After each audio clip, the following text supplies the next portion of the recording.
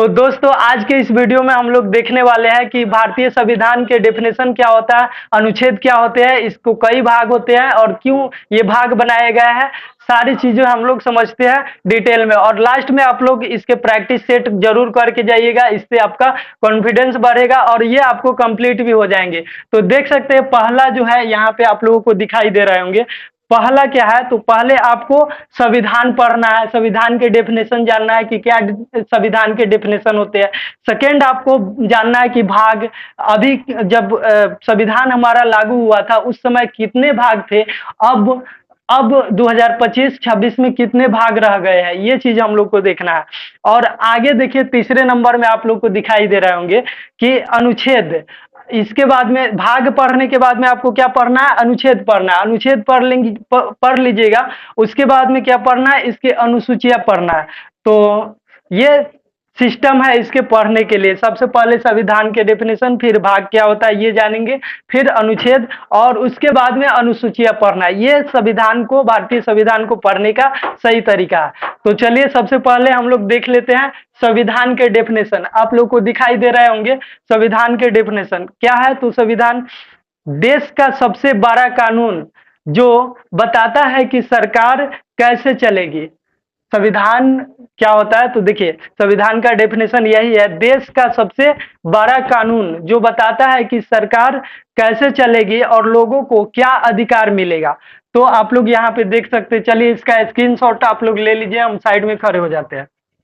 चलिए, तो I hope कि आप लोगों ने स्क्रीनशॉट ले लिया होगा। चलिए नेक्स्ट वाला देखते हैं, भाग क्या होता है। संविधान बिल्कुल शुरू से हम स्टार्ट किए हैं और सारी चीजों को डिटेल में आपको ट्रिकली करवाएंगे और सारी चीजों को हम आपको क्लास में ही याद करवा देंगे। तो देखिए यहाँ पे भाग भाग भाग का मतलब क्या होता है, संविधान को विषयों के अनुसार, जैसे देखिएगा बुक में बहुत सारे विषय होता है, फिजिक्स अलग होता है, बायोलॉजी अलग, केमिस्ट्री अलग, हिंदी अलग, संस्कृत अलग, सारे विषय को आप लोग अलग अलग पढ़ते हैं। उसी प्रकार संविधान को विषयों के अनुसार, संविधान को विषयों के अनुसार कई हिस्सों में बांटा गया है। संविधान को विषयों के अनुसार कई हिस्सों में बांटा गया है। हर भाग एक अलग विषय को समझाता है, हर भाग जो है एक अलग विषय को समझाता है। तो आप लोग देखिए यहाँ पे पहले जो था, जब हमारा संविधान लागू हुआ था उस समय कितने भाग थे, तो 22 भाग थे।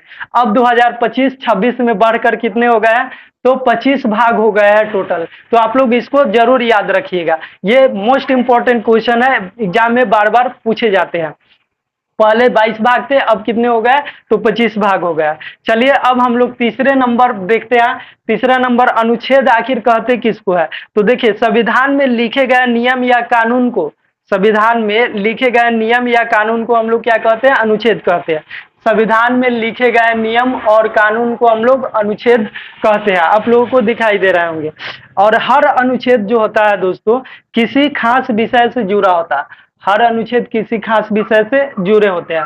चलिए अब देखते हैं, पहले जब हमारा संविधान लागू हुआ था उस समय केवल 395 अनुच्छेद थे, लेकिन अब जो है ये बढ़ करके अनुच्छेदों की संख्या 448 हो गई है 2025-26 में।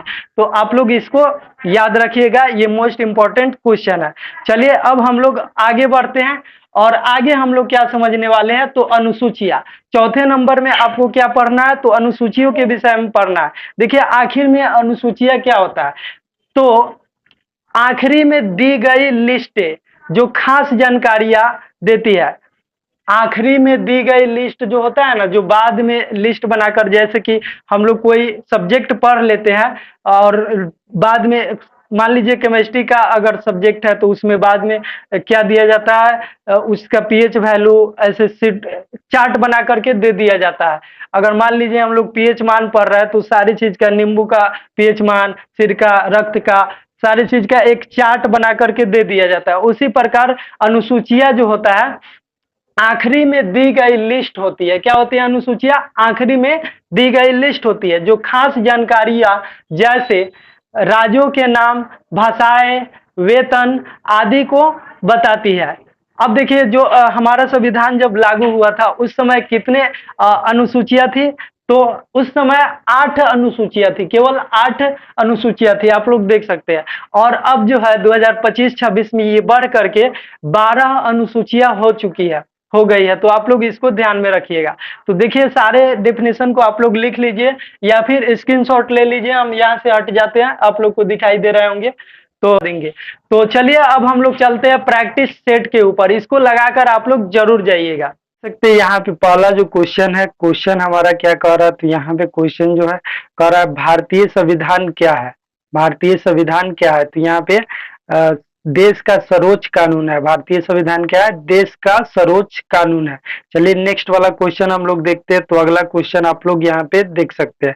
अगला क्वेश्चन है हमारा यहाँ पे, संविधान को विभिन्न विषयों में बांटने के लिए उसे क्या कहा गया है।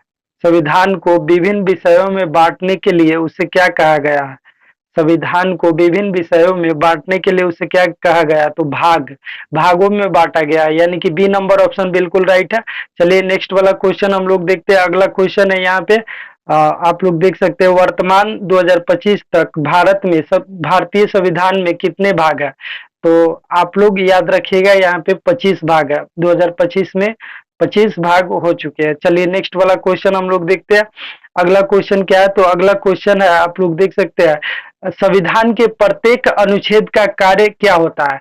संविधान के प्रत्येक अनुच्छेद का कार्य क्या होता है, तो यहाँ पे किसी विशेष विषय पर नियम बनाना, किसी विशेष विषय पर नियम बताना, ये किसका कार्य होता है, तो संविधान के प्रत्येक अनुच्छेद का कार्य होता है।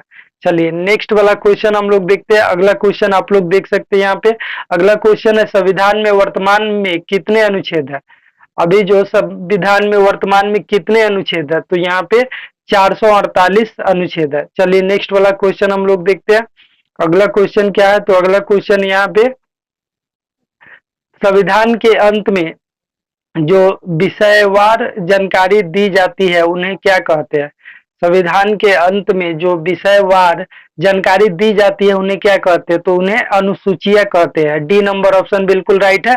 चलिए नेक्स्ट वाला क्वेश्चन हम लोग देखते हैं। आगे क्वेश्चन है, भारत के संविधान में प्रारंभ में कितनी अनुसूचियां थी। तो आप लोगों को याद है कि भारत के संविधान में प्रारंभ में 8 अनुसूचियां थी, तो यहाँ पे सी नंबर ऑप्शन बिल्कुल राइट है, 8।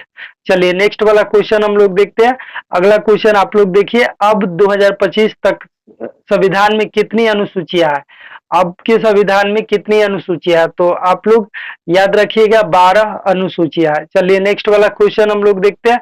अगला क्वेश्चन क्या है, तो अगला क्वेश्चन किस अनुक्रम में संविधान की संरचना होती है। तो संविधान की संरचना सबसे पहले संविधान होती है, फिर उसके भाग, फिर अनुच्छेद, फिर अनुसूचियां सबसे लास्ट में आती है, यानी सी नंबर ऑप्शन बिल्कुल राइट है। चलिए नेक्स्ट वाला क्वेश्चन हम लोग पढ़ते हैं। ये लास्ट क्वेश्चन है और ये आउटी क्वेश्चन भी है। संविधान का कौन सा भाग मौलिक अधिकारों से संबंधित है। तो संविधान का भाग 3 मौलिक अधिकार से संबंधित है। चलिए हम लोग मिलते हैं नेक्स्ट वीडियो में।